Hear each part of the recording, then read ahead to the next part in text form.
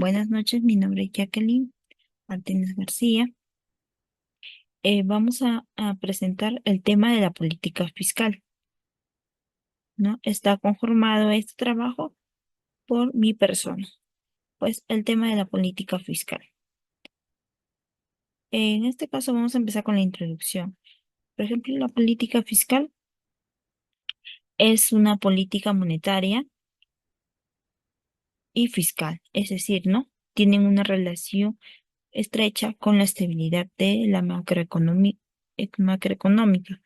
En esta sala, el alumno aprenderá que el buen manejo de ambas políticas conlleva a la estabilidad macroeconómica, es decir, la inflación baja y cuentas fiscales sostenibles son requisitos básicos para el crecimiento de la economía y del empleo, donde finalmente un mayor bienestar de la población.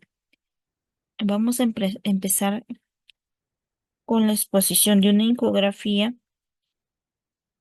sobre la economía y política fiscal. Definición. ¿Qué es la política fiscal? Pues la política fiscal es un conjunto de decisiones que toma el gobierno de cómo recaudar y gastar dinero. Estas decisiones directamente importan en la vida del peruano.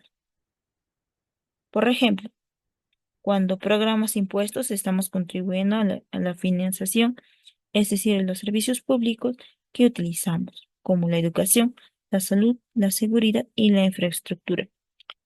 Es decir, también eh, los principales desafíos que enfrentan la política fiscal en el Perú, pues es actualmente que el Estado recauda más de 40.000 millones, es decir, al año, una elevada elevación y recaudación fiscal, ¿no? En este caso, lo que es el tema de los ingresos, ¿no? Y también en el año 2022 el 14% de los ingresos del gobierno peruano, es decir, provenía de la renta anual, es decir, ¿no?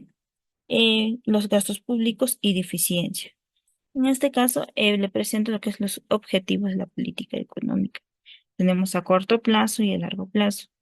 A corto plazo, pues, ¿qué nos ofrece la política fiscal? Es una estabilidad de empleo, una estabilidad de precios, mejora de la balanza de pagos. También contamos en cuanto a largo plazo, es la expansión de producción, ¿no? En este caso satisfacción estático de las necesidades colectivas, es decir, ¿no? Que nos va a ayudar bastante a mejorar lo que es la macroeconomía, ¿no? También en este caso nos va a ayudar a mejorar la distribución de la renta, la riqueza.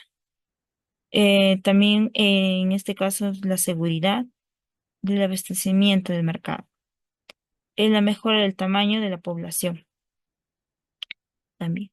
En este caso contamos con disciplinas de la política económica. Los objetivos que es a corto plazo, como ya les estaba mencionando, y a largo plazo, pues a corto plazo busca estabilizar la economía y el ciclo a través del saldo presupuestario, ¿no? En este caso, a largo plazo, persigue incrementar la capacidad de crecimiento del país mediante el gasto y más el de, es decir, la educación, más la inversión y la infraestructura, etcétera, de los ingresos y incentivos al ahorro.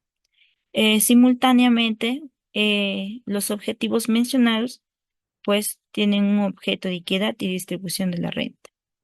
¿No? En este caso, si hablamos de la política fiscal, eh, las acciones y las decisiones de las autoridades deben tomar en cuenta para controlar la economía del país, proporcionando estabilidad y crecimiento económico, estableciendo unas directrices para su buen funcionamiento del mercado. Tipos de política fiscal, tenemos la que es la expansiva y restrictiva. Acá les menciono como tenemos en la expansiva, gastos públicos, que está mencionado en los impuestos, ¿no? Y renta. En este caso, la restrictiva es también, ¿no? Menos gastos públicos, más impuestos y más la renta. Es decir, ¿no? Si hacemos una comparación, Los gastos públicos en expansiva es positivo, es decir, que trata de aumentar, ¿no? Menos los impuestos. La restrictiva es menos gastos públicos y elevar lo que es más impuestos. En este caso le menciono que son la política monetaria. La política monetaria es la disciplina donde la economía es donde controla los factores no monetarios para garantizar la estabilidad de precios y de crecimiento económico del país. Es decir, ¿no? En cuanto a los instrumentos de la política fiscal, tenemos el gasto público y los impuestos.